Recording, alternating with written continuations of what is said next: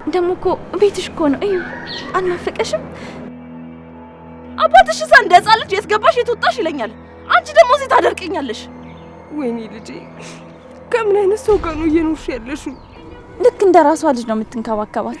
ስትመታሽ አይቼ በስንት መከራ መሰለሽ ራሴን ተቆጣጥሬ ቀረሁት። ማነው እንደዚህ ያለው? አዎ ገባኝ። ደግሞ እድሽን ያልጣላሻለሁ። ምን ብዬሽ ነበር? አብርሃም ስለኔ ያልነገረም ማለት ነው? እሱማ ስላንተ እያወራን ነበር። ስለኔ ደግሞ ምንድነው የምታወሩት? ቆይ አብይን ነገር ያውቃል? በቃ ጨክኖ ይፈታኛል።